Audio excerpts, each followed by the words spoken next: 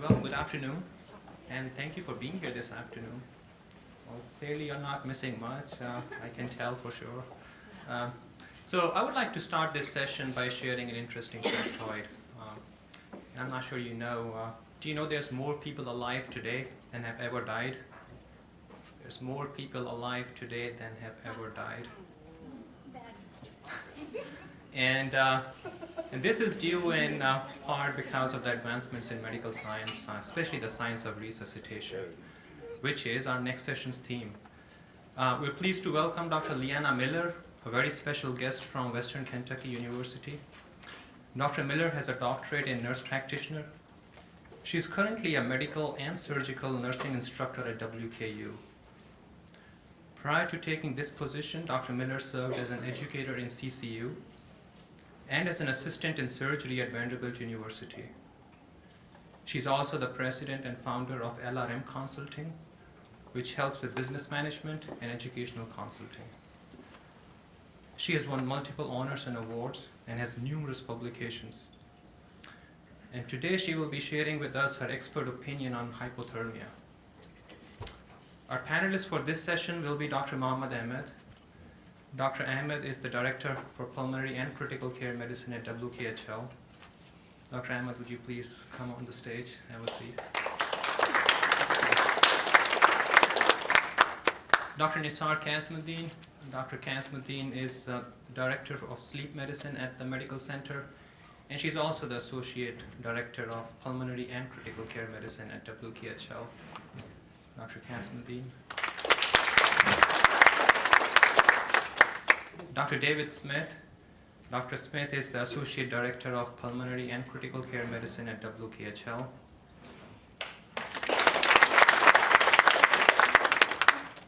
And Dr. Anisha Crossborn. Dr. Crossborn is the Director of Hospitalist Service at the Medical Center.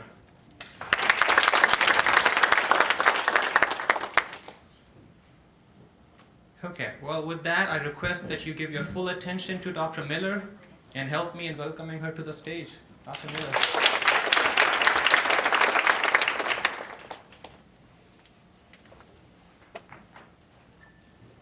Good afternoon. I don't do podiums well, but there's not a lavalier, so I can't hold mics either. So I'm going to try to hang out here. And we played with this and we made it do bad things a little bit ago, but now it's working again. So I'm happy to talk today about a hypothermic protocol, and this is really important for our practice. As far as resuscitation goes, there's been a lot of changes. I've taught ACLS for now, 32 years, and gone through the every 5-year changes of what they've done, and there's not been a lot of changes. Specifically with advanced cardiac life support, there's been a few new drugs added and a few new options. But we're going to find out that typically how to improve outcomes in a patient who's had a cardiac arrest. Yes, we need to do deep compressions and fast, and we don't care about the mouth anymore. Okay, I totally understand that. But there's some other things that are real important for post-resuscitation of our patient. So first of all, I have no disclosures. I am an independent consultant, and nobody will pay me extra money at this point for anything I'm talking about today. So there we go. I'm not going to get in trouble with Vivian, which is real important. So I was asked a couple behavioral objectives that we needed to cover today in particular, and the first one is to talk about, first of all, what are the selection criteria, because if we cannot choose the correct patients to have this procedure done, then we're not going to get good outcomes. And everything is focused, of course, on us getting the best outcomes as possible. And outcomes are measured in 2 ways we're going to talk about in this population. One way we measure outcomes is do they live or not? So that's the first outcome. But I think all of us agree that just because we might survive the cardiac arrest doesn't mean that it's necessarily a good quality of life. So the second outcome that we always look at is what is the neurologic status of the patient. And so that's kind of where hypothermia becomes the most important concept, is because that's the only thing that has changed the outcomes in cardiac arrest past survival, is adding the additional neurologic support to the patient. So that's my first, is just a selection, getting the right patients to get the right procedure. And then secondly, let's talk about what the Heart Association's added in its newest update. So 2015, we had a new set of criteria come out, and they did make 2 changes in the protocol for hypothermia. And this is, I can't remember which chapter now, I think it's chapter 11 in the hundreds of pages that come out every 5 years. But that's what we're going to talk about. What are the guidelines and what are we doing now to make sure that we manage these patients appropriately? So first of all, the two largest studies that were randomized that were conducted for hypothermia management happened in 2002. So I know you're going to say that's pretty old, and it is older, but there hasn't been much happened since then, but there's been several people that have actually looked at other phenomena, and we have then been monitoring what these criteria say. So the first options are looking at, is there out of hospital, what makes them different than the in-house? And I have my own little quirks about that, but we'll not get into great detail. So 64, I'm trying not to hit the off button. Okay. 64% of the patients have arrests. This is not happy. I won't point. You can read. 64% of all of the arrests actually happen in the out-of-hospital situation. So again, we need to identify those patients that are going to be the most likely to be resuscitatable. 2 to 9% will actually survive to discharge of that 64%. And then unfortunately, even of those 2 to 9%, only 1/3 of those will will be survivors, but unfortunately those survivors will have irreversible cognitive and neurologic dysfunction. So that's pretty significant. Now with the in-house, they don't even talk about what your neurologic status is in the 2002 findings. So in this particular case, 36% of all arrests happened in the hospitals, and then secondly, 18% survived to discharge. And with many of the other criteria that I've seen in my practice, I was at Vanderbilt for 14 years, and in the period of time, there were several things that make it more difficult for the in-house patient maybe to get the same aggressive management sometimes, which seems kind of paradoxical. But unfortunately, they might not get the lab work done as quickly. They might not have the same impetus to get the any of the other phenomena that we do, and selection may not be done as quickly either in that particular population. So there's not a lot talking about what the outcomes are in the in-house person. When they look at CPR in today's practice, basically the methods have had minimally affected outcomes, and so we kind of wonder why has this happened. And so most of the focus in today's practice is on post-care of the resuscitated patient. So everything needs to be focused on how can we make that patient have a better outcome. So when we look at, they make mnemonics for everything in life. So the mnemonic for this are the 4 C's of resuscitation. And again, you'll see as the first one, of course, is cardioversion defibrillation. Because if they truly have a cardiac arrest, the definitive therapeutic would be defibrillation. So that's going to be the important thing to do as quickly as possible. And then again, if I don't have the equipment to be able to do that, at least I can maintain the patient's perfusion with adequate compressions until we're able to get emergency services into the equation to help with outcomes. And then you'll note that they've added 2 new ones in the last update of the 2015, the importance of catheterization, which is going to be well heard in this group, I know. And then the next option goes back to cooling and how important that is. I'm not going to really directly talk about any program in depth. I just know that when we started at Vanderbilt, we kind of mimicked off of the Pittsburgh program because that was one of the biggest programs in the United States that was doing hypothermic therapy. And I'm certainly not going to advertise any equipment because, again, surface cooling tends to be the best way to do it, and there's several different pieces of equipment that can be used to do that. But therapeutic hypothermia, which is now called targeted temperature management, because remember, every 5 years we change the names of everything, so that's the new name. And we have to focus on making the right criteria and managing the patient through their transition. So when we talk about why should we cool patients, well, there are several reasons why patients should be cooled. And the big question is, do we cool them for dramatic improvement? So that's going to be the key. And the impact on pre-hospital, from 22 to 37% of all cardiac arrests, 38 to 45% all ventricular fibrillation arrests, and 40% to 50% of all the witnessed ventricular fib arrests. So we would say, gosh, we've seen this is pre-hospital, we're going to see all these great outcomes. And naturally they found the impact, discharge from hospital was only 10 to 12% with all those percentages. So we're not getting a lot of people actually making it out of the hospital. Most of them don't even survive, but the majority who do survive, again, have neurologic deficits.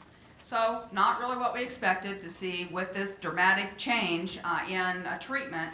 So why is there a discrepancy? Well, because post-resuscitation is our priority. Yes, I need to get the person back to a spontaneous circulation, but then I need to maintain that with post-resuscitation. So when we talk about post-resuscitation, 10% of the patients will have abnormalities or problems associated with a refractory dysrhythmia.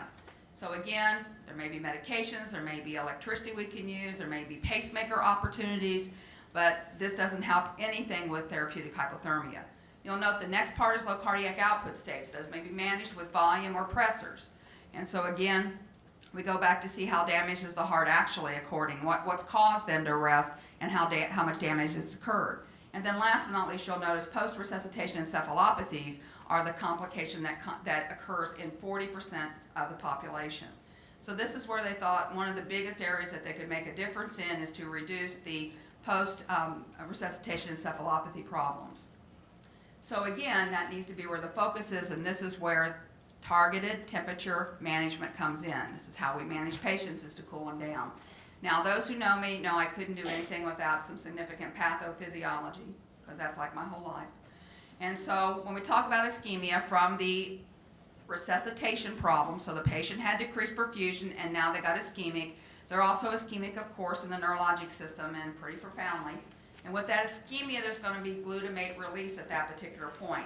Glutamate has a tendency to cause changes in the calcium movement, so calcium then will shift, and it shifts at the mitochondrial area, which causes all kinds of abnormalities in the patient.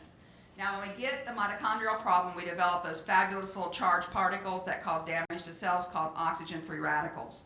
And again, those will also facilitate these 5 problems: excitatory damage, inflammatory cascades that cause more abnormality, leading to cell death. Apoptosis is what we call it these days, but cell death is pretty classic. Then we'll have also damage in the blood-brain barrier. So where usually nothing came across and didn't cause any problems, this also can increase the patient's risk of infected processes.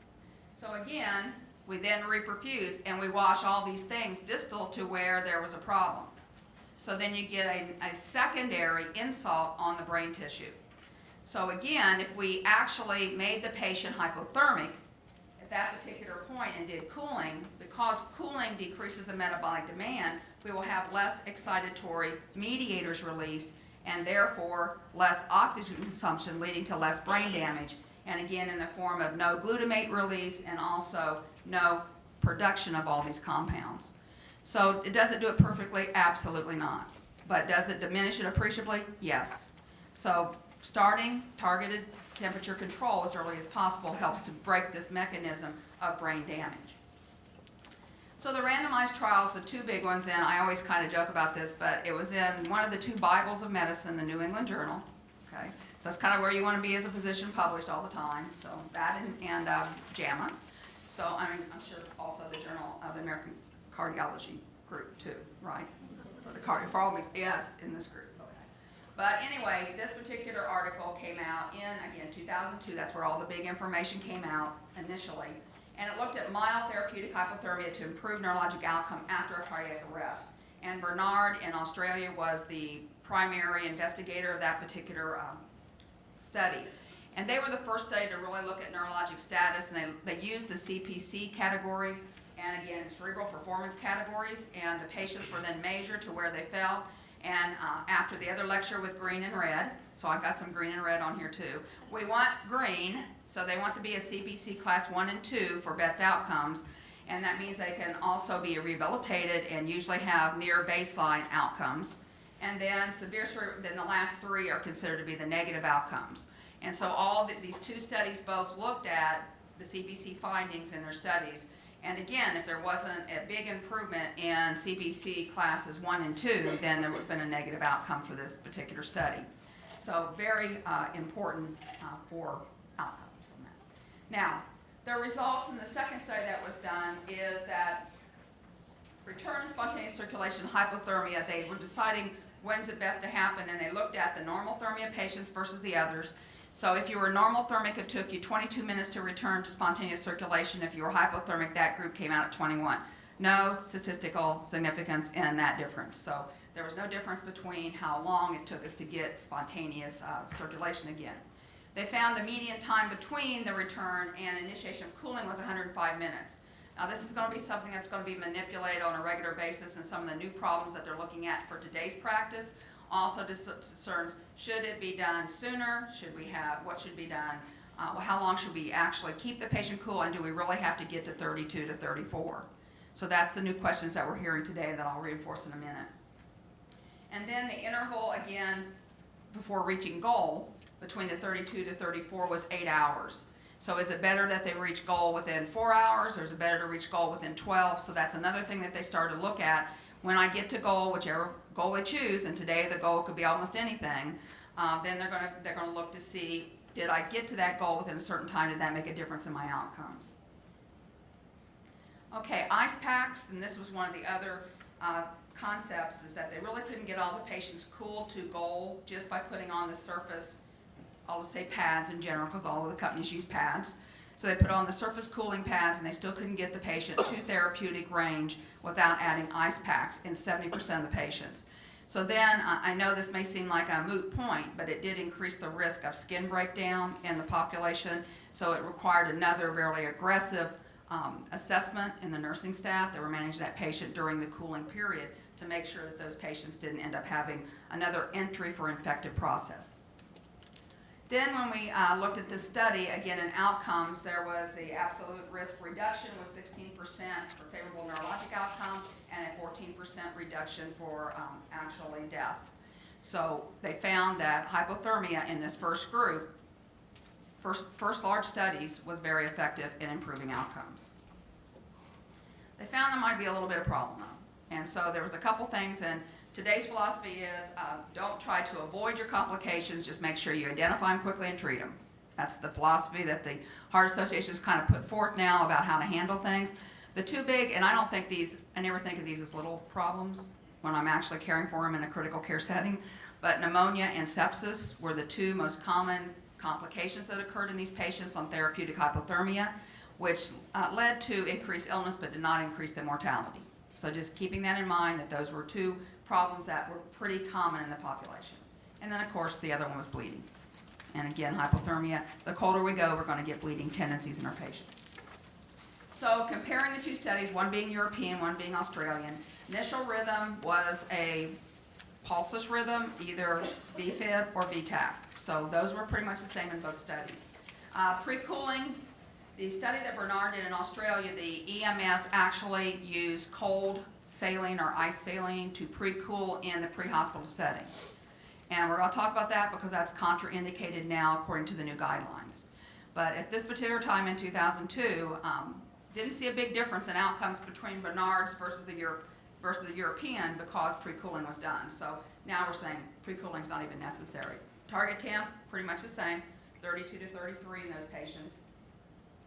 Big difference in the number of patients. I know that these are not outrageously like 30,000 patient populations, but 43 is still a pretty small study in everybody's eyes. I mean, again, I know we did something new, but it was considered to be pretty small. But again, they got similar outcomes. So they did similar interventions, similar outcomes in both. And again, even though sepsis, arrhythmias, and bleeding were complications, they were not considered significant in these patients. So in summary, for those two studies, mild hypothermia between 32 to 34 for 24 hours did improve the neurologic status and did reduce mortality at 30 and 6 months. Now, 30 days and 6 months is not what we look at now. They go out a lot further in the studies today, but those were the endpoints at that time. And then the benefits seen in shock, in non-VTAC, VFib, and STEMI, we don't know yet. So meaning cardiogenic shock is one of those concepts where we have a patient that is not neurologically intact at the time, may be very underperfused for prolonged periods of time, and is this a patient that might benefit from therapeutic management?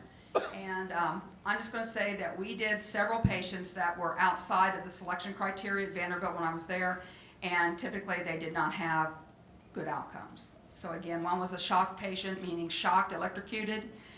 One was a near drowning patient. I think the key reason why we were really aggressive with those patients because number one, they were very young patients. So they were in their 20s.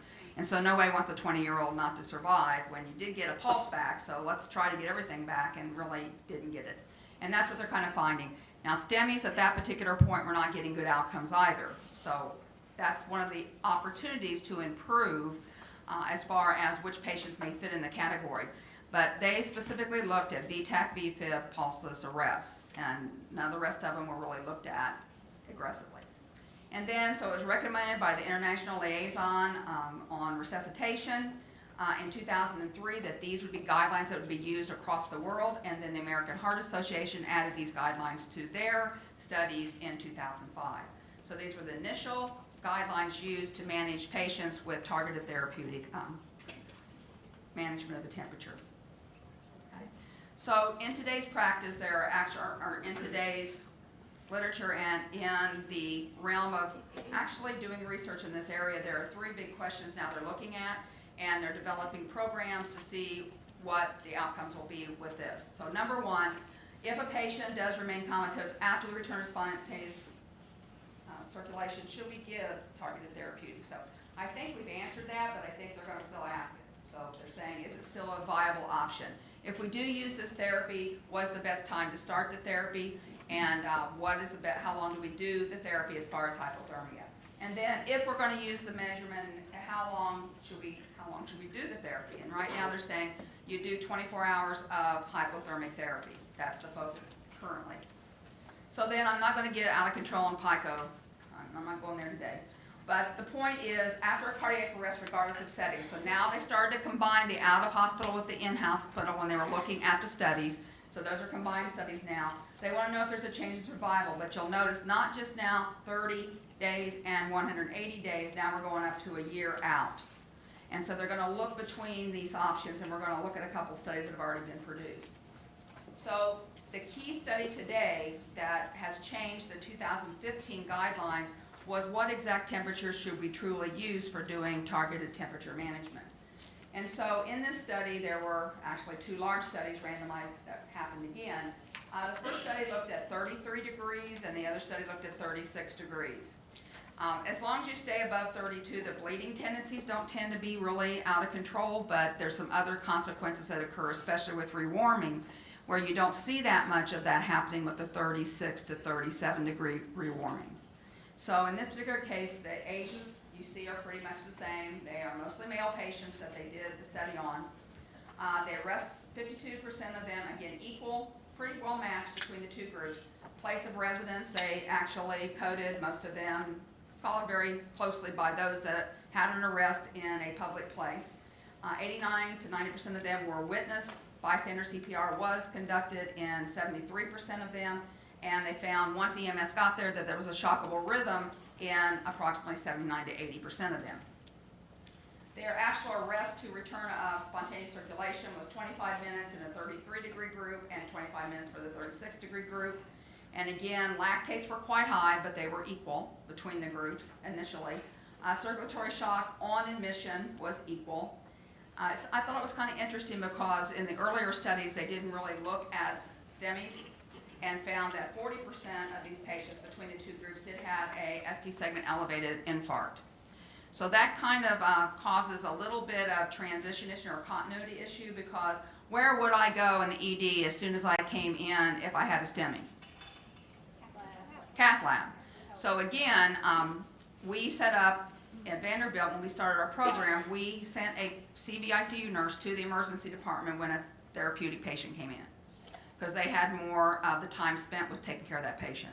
So they were sent down, and they would then follow the patient also to the cath lab, because the cath lab nurses basically have other things to do in the cath lab, and it's hard to add another strategy on top of that. It does make a staffing nightmare, I know, for the CCU, because again, that's where I was.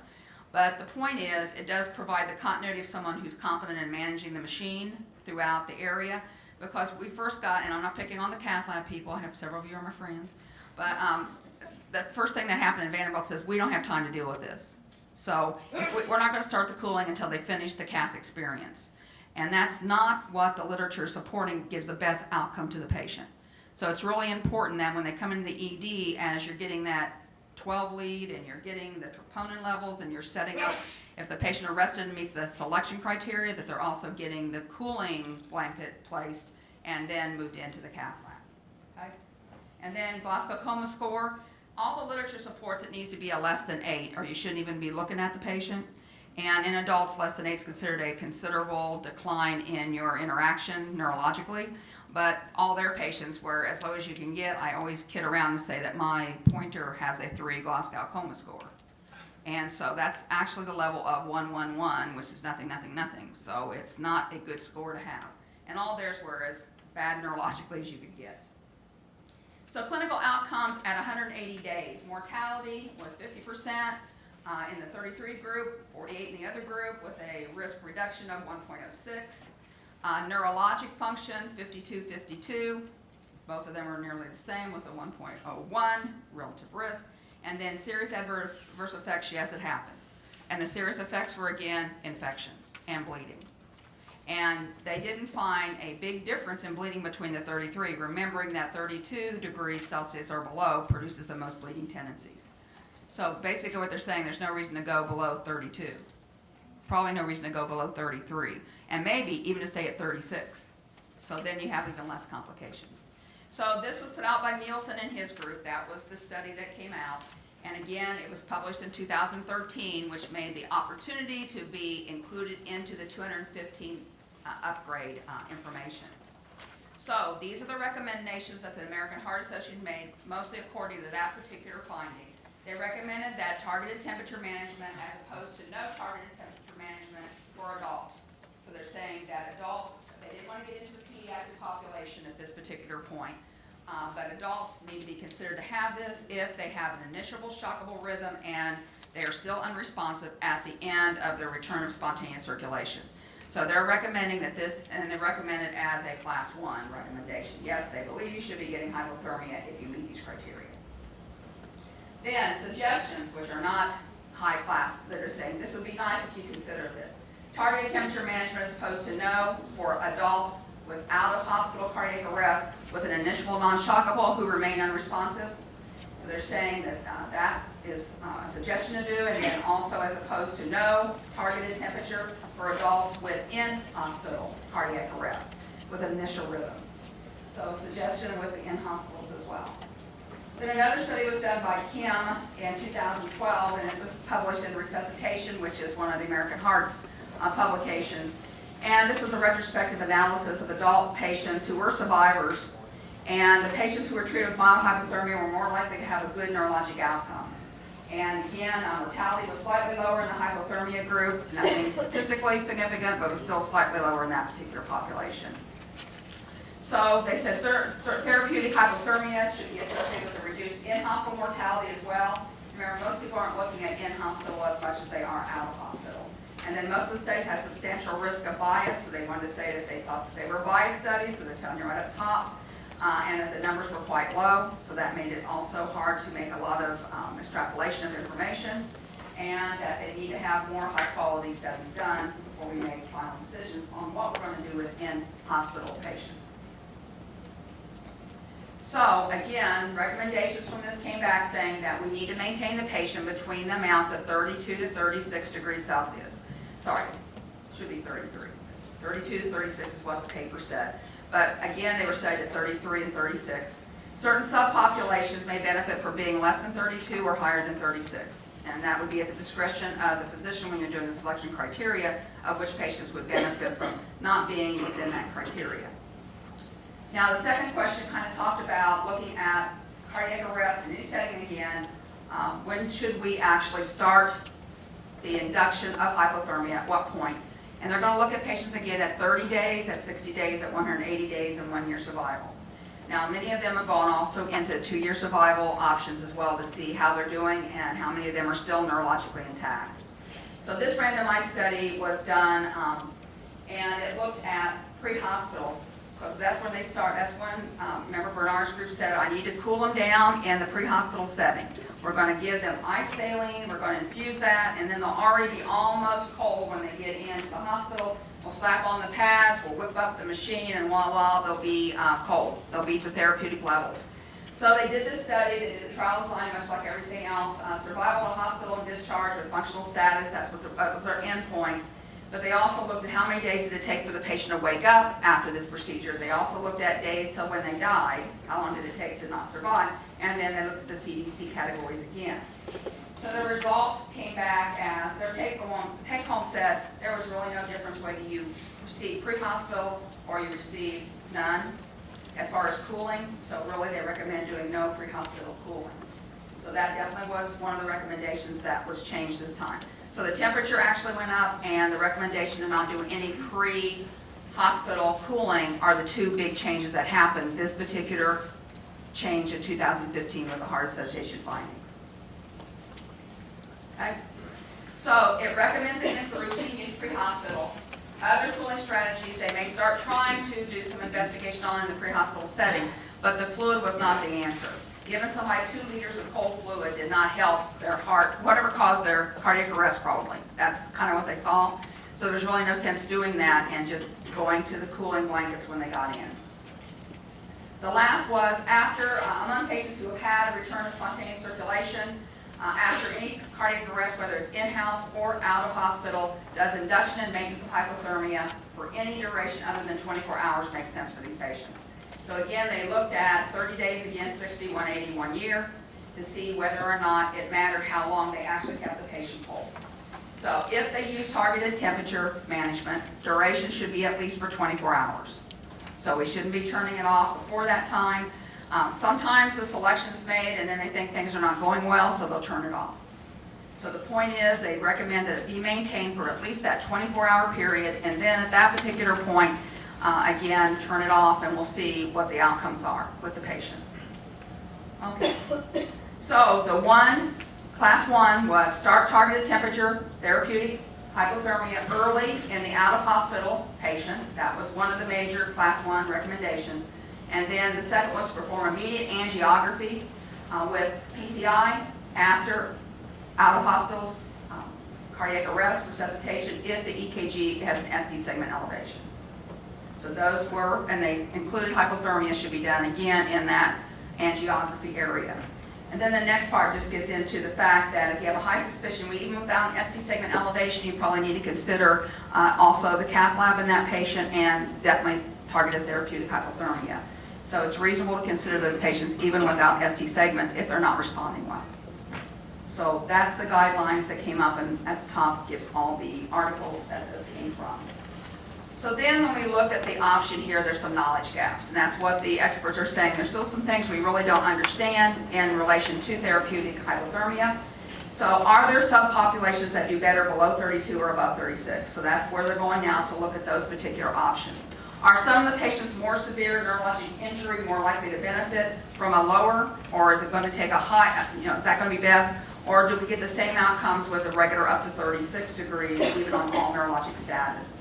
And then are there patients that benefit compared at 36, which is kind of nice for some of the other complications, and appreciably shortens your rewarming time as well, which can be a lot of complications in itself. What's the ideal duration? And then they're going to get in now to some of the other treatments. Is the sedation important? Which type you use? Yes, sedation is important. But the type you use, there's controversy, again, among the practitioners. And then secondly, also gets back into neuromuscular blockade, whether or not you use Demerol to stop the seizure in the patient, the shivering in the patient as they move, especially if you're going down to the 33, 32 range, your patient's much more likely to shiver than the patients that are kept up in the 36. And shivering does nothing to benefit neurologic outcome. So it's real important that we don't allow that. So this is the actual selection guidelines for the medical center. So I have put them in your handout because they really don't deviate from what the national or even the international community is saying. But they're saying again, if I have return of spontaneous circulation less than 6 hours. So they don't want you to be out there being resuscitated for 2 days and then come in and start to do this on. So within 6 hours, and pulseless VTAC and VFib is the most likely patient to give us the best outcomes from therapeutic hypothermia. So again, PEAs and asystoles can be considered if they have only been in those rhythms and went back to spontaneous circulation in less than an hour. So they're saying those are going to cause some more significant problems if they're in place for longer periods. And then persistent coma, and so again, a Glasgow less than 8, but a lot of studies were 3, but less than 8 is kind of the criteria. They need to be older than 18. We don't do peds here at the medical center, so especially hypothermia, so that won't be an issue. We are using it at Vanderbilt in the Children's Hospital for certain patients with cardiac arrest. So it is used across the country in specific populations for pediatrics, just not a criteria for admission here. And then pregnancy is contraindicated. So if you're pregnant, you're just going to have to take your chances because it's not going to be hypothermia for that. Can't do that. So pregnancy test has to be done if you are less than 50 years of age. That's one of the tests that they include at the hospital.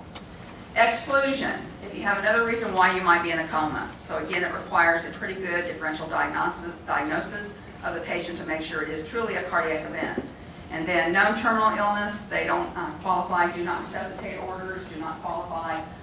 Pre-existing coagulopathy, so if you're having a significant problem with bleeding, this is only going to enhance or exacerbate. So we have to be careful with that. Then when you get into, I'm saying we did a few cardiogenic shocks, and I'm going to tell you the outcomes were not good, but some of this is into timing. And again, if you make the decision not to meet the return of circulation criteria and then decide, well, let's try it on this patient, you get worse outcomes in that particular case. So again, if I'm going to do a cardiogenic shock, it needs to be when they roll in the door, out of their rhythm, is within the time frame we talked about, and then start on hypothermia. And then major surgery within 14 days just because of bleeding consequences. And then if they already are in a profound sepsis or septic shock, it would not be a good patient to consider because it's going to exacerbate.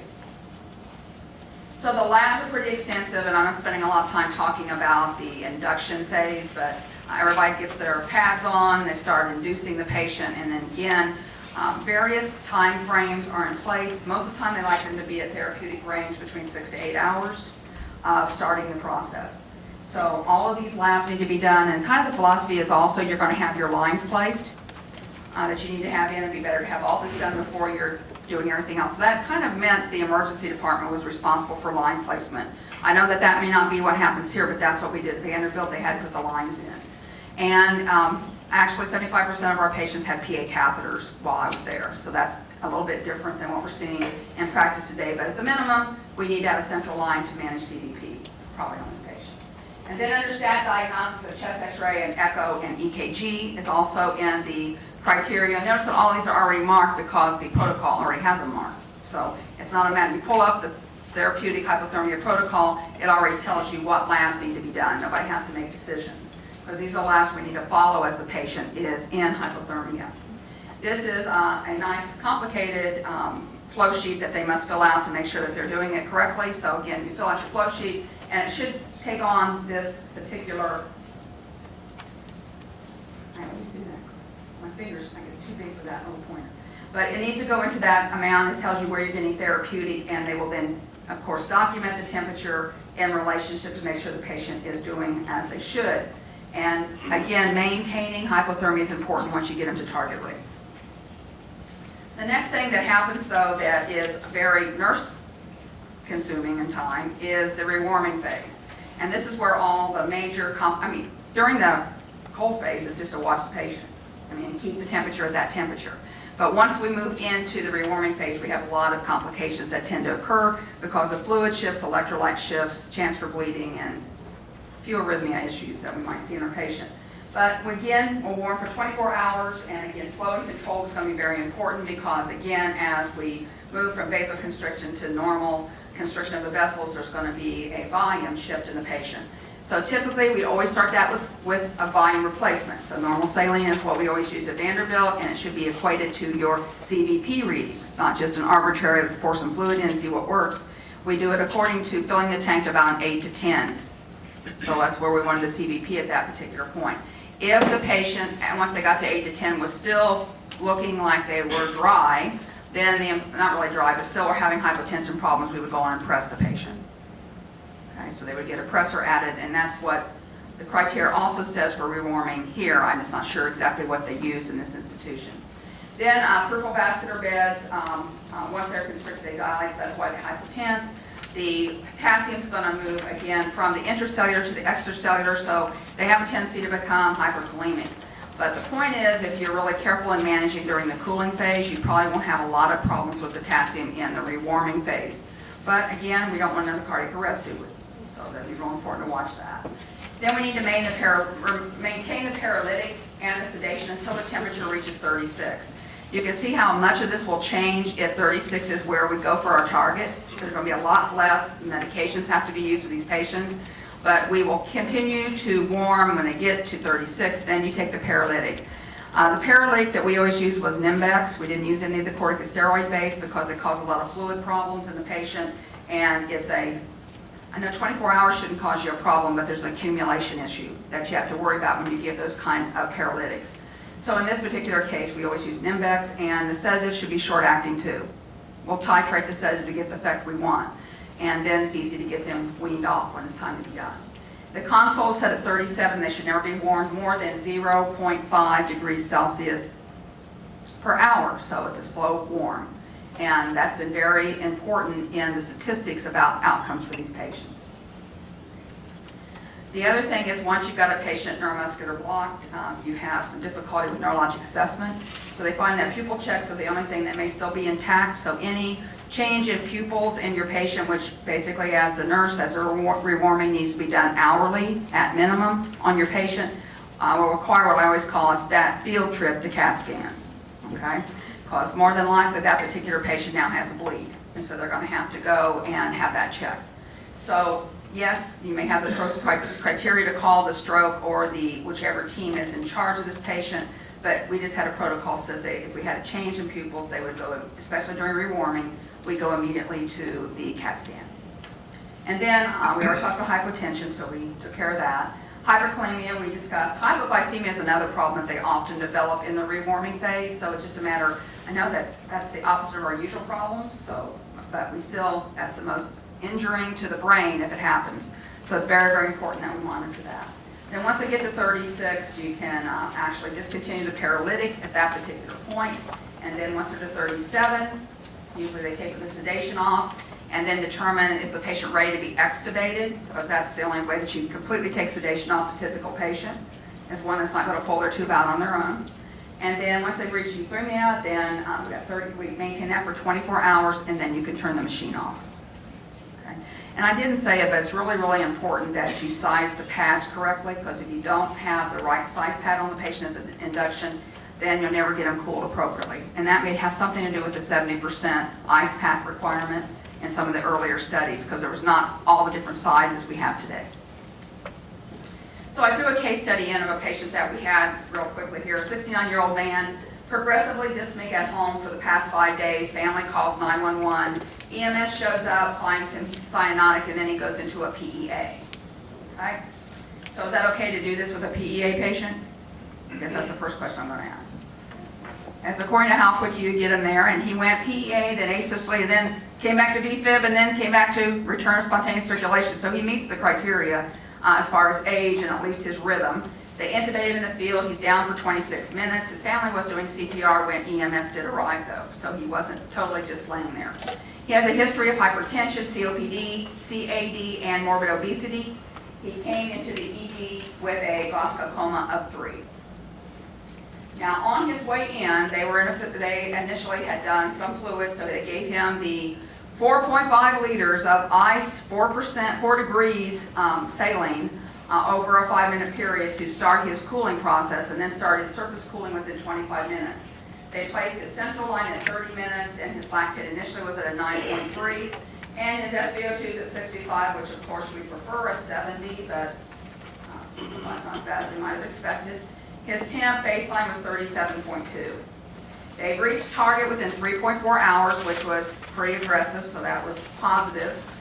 He was, however, a STEMI MI and had elevated troponins, and they did not choose to take him to the cath lab because he was being cooled, and that's kind of a misshoot on him. Echo showed that his ejection fraction was only 30% at this time, and he did have significant wall motion abnormalities over the anterior wall. And he also had some lower lobe infiltrates that occurred that they saw in chest film. He was posturing and doing separate signs at 5 hours at the beginning, therapeutic hypothermia. They went on and sedated and gave paralytics, and they also gave him a dose of Demerol for his shivering. He went through the actual cooling 24 hours with no other abnormalities happening. Everything was pretty straightforward. They started warming him after his 24-hour period. They did an exam of the EEG, and it did show diffuse slowing. He had no seizures at that particular point, no clinical response when sedation was stopped, so they didn't anticipate that this was going to be one of their best outcomes because he wasn't appearing to wake up. So at day 3, he did do some spontaneous eye opening and did follow some commands. By day 6, he was able to follow more commands. By day 9, they were unable to extubate, so he had to go to a unit that had ventilators. So again, it would be like 6A at the medical center. He would be transferred to a unit like that. We don't have that kind of unit at Vanderbilt, so they stay in critical care until they get extubated. Tracheostomy was inserted at day 17. We insert trachs at day 5, so it's a little bit different, but that's where he got his trach. He was weaned to a trach collar on day 23. He was sent to a skilled nursing facility at day 25. At day 160, he was decannulated with his trach. He was ambulating, and he was functioning at his baseline prior to the arrest. So what do you think we should do with it? Does that sound like a good outcome then? Even though it took us 160 days to get there?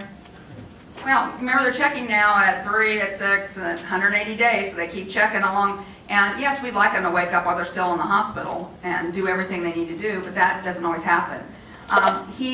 They focused with him on modification of risk factors. I think you know some of the risk factors he had. He was hypertensive, not controlled. He was morbidly obese, not controlled. So there was focus back on that. He was neurologically intact after this, but to prevent another event, focus was on remodification of risk factors. So in conclusion, out of hospital coronary, our cardiac arrest is a significant health problem, and again accounts for a large percentage of Americans. Targeted temperature management is markedly underutilized in the United States, and we believe if it was utilized according to the protocols that are being put forth, that we probably have a lot better outcomes. Those who do get put in and follow the outcomes have a very high survival rate. They also have a high quality of life and high cognitive and functional abilities. So again, it needs to follow a standardized protocol, which is very important. If you don't have good standardized protocol, then you're going to be in trouble. Continuum of care must be in place. There are patients who truly do need to go to the cath lab in a rapid manner, but they also will benefit from having the hypothermia if that's the type of problem they have. Rapid initiation is important, and the team is a mixture of a multidisciplinary group. So everybody's of equal importance to make sure that this all works well. If someone's not watching the machine and the patient's temperature warms up, then you pretty well lost all the benefits if it's before 24 hours. So it's very, very important that the whole team's in place. And then you need to collect data because we need to keep continuing to get this information out so we make sure that it is a positive type of intervention. So more patients should be closely monitored for hyperthermia afterwards. We're seeing this as being a big problem now in the patients that do survive. They develop, and I didn't make a mistake, it's hyperthermia. And the hyperthermia actually kind of ruins all of your benefits that you had from the last 24 to 48 hours. So you need to make sure that you're identifying the patient who's starting to go above 36, and that you need to start doing methods, not putting them back on the cooling blanket, but making sure that you're giving them medications that will help to keep their temperature under control. The complications cannot be completely avoided. You're going to have complications of bleeding. The warmer we have the patient in therapeutic hypothermia, the less bleeding we'll have, but we're probably still going to see an increase in the sepsis and pneumonia because that's just a key thing that happens with these patients. So again, anticipate it, start treating it aggressively instead of avoiding it. And then future research, by the way, should help clarify the optimal dose and the duration for hypothermia, and that's the key that's happening currently. So tell me which one you think is the best patient that should get hypothermia in this population. Do I give it to the person who's alert after their return of spontaneous circulation? No, you have to be neurologically not intact. Okay. How about the one with the life-threatening arrhythmias? Pregnant patient? That was easy, right? No. Witness cardiac arrest, return circulation, downtime less than 15 minutes. That's a fabulous candidate. That can be done. That's always going to be our best option. I'm not saying a patient with life-threatening arrhythmias will not be effective, not be able to be effectively managed, but again, D is your patient that has the best possibility. Thank you.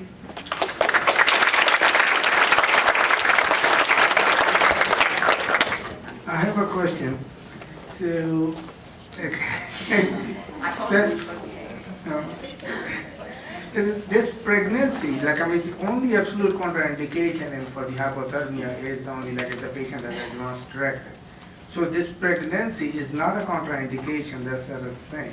It's So probably not a contraindication, it's just an exclusion criteria for most institutions because nobody wants to research on pregnant patients. But again, the thing that the research says, yeah, they are high-risk patients, but they can still be, can go through the same process. Yes, I totally agree. There are some complications we'll have to deal with that are different. Yeah. But I think it's still worth the opportunity versus someone who is not going to be neurologically intact, possibly. And the second question I have is like this bleeding, like especially with a person who's coming with a STEMI, and then we're doing this hypothermia protocol. So what the bleeding risk are the, I'm asking the cardiology I suppose interventional colleagues, interventional people, that what's the risk of having the bleeding, because they are all like they are having more risk for the bleeding. So when you guys take them to the cath lab, so are you seeing that thing, and what do you do, and what's the target temperature you should reach in that They will not, circumstance? they're not going to talk. Definitely, we need to give what we are supposed to be giving. Probably I would check blood thinning, and then have to use dual antiplatelet therapy, prevent stent issues.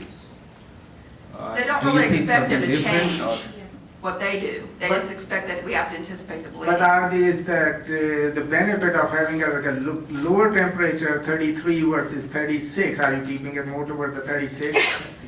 Definitely hypothermia increases the risk of bleeding from an intervention standpoint. But when we get a call for these patients, they're usually intubated at site on the field.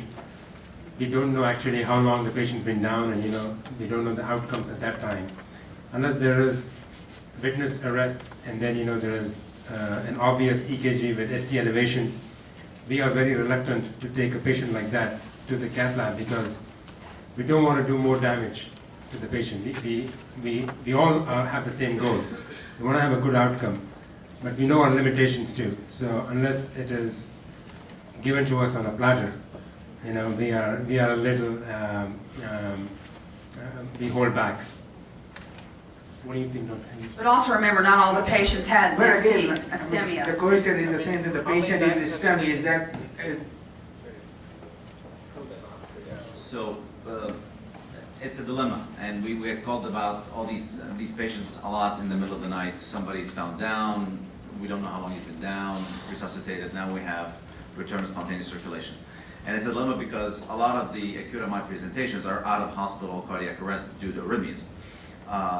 But there have been a lot of studies looking at this, and there's a recent paper out of the ACC in JACC by first author is Rad, who has looked at criteria. Actually, I have a picture of the algorithm because I can't memorize it, and I have it on my phone.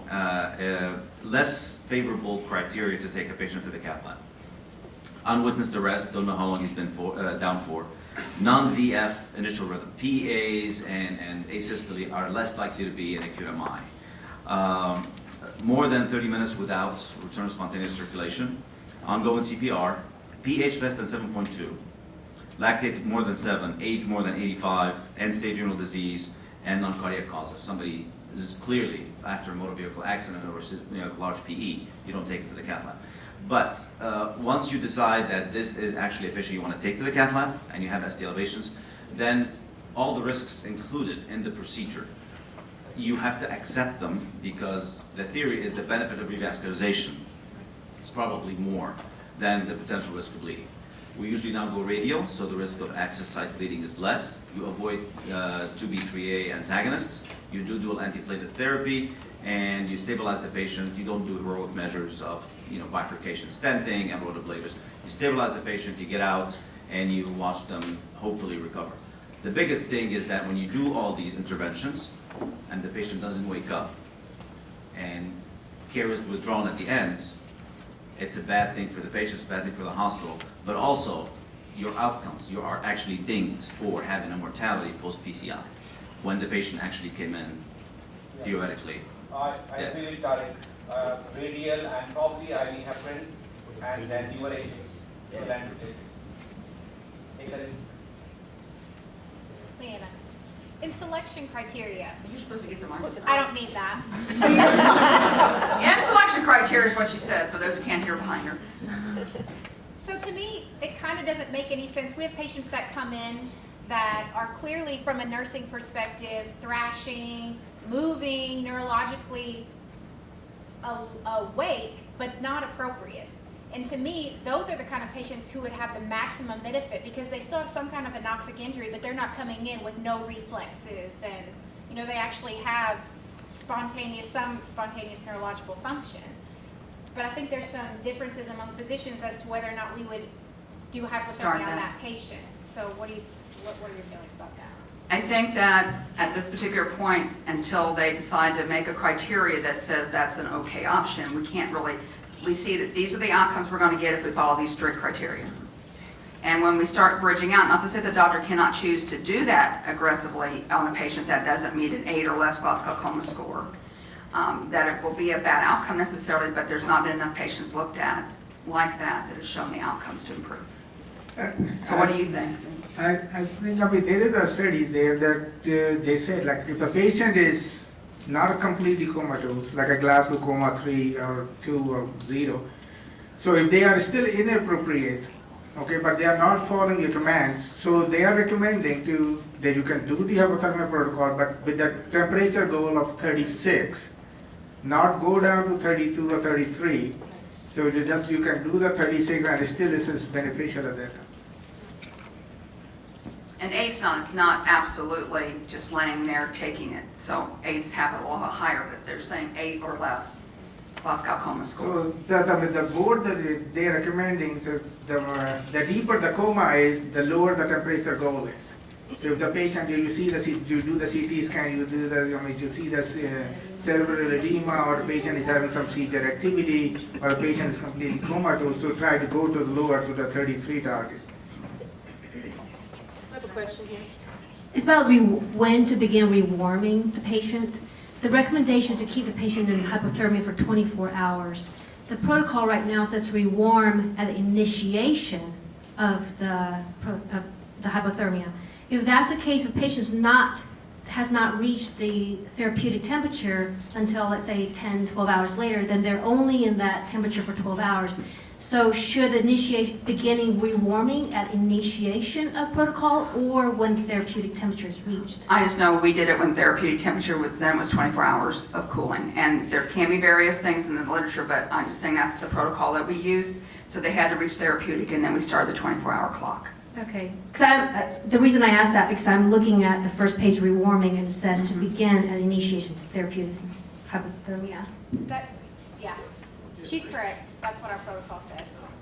Because I did. But there is a discrepancy, and UPenn does it the way that our protocol has, which is different from the way Vanderbilt's protocol has. But and Pittsburgh's, that's where we did ours. 24 hours. Yeah. Because there were lots of differences between the Pittsburgh, Vanderbilt, and this, and that was fine. There can be variations. Yeah. So my question, I think I can probably do that. Can you all hear him? Yeah. So my question is, once you're done, once you started rewarming, and if somebody does start to get hyperthermia, how aggressive do you get with keeping normal thermia? I mean, will you initiate like cold saline again if you have to, or? They can initiate cold saline, and we have not done that because we haven't had really the problem of them going profoundly. They've always responded to the Tylenol that they've given, or even cold packs. Surface cooling. So. Surface cooling, I think. You can use surface cooling to maintain temperatures for the first 48 hours. After rewarming them to the temperatures, then to prevent hypothermia, you can always use surface cooling to maintain them in the euthermic range. Because we've never put them back on. Because it doesn't really show the benefits. Thank you.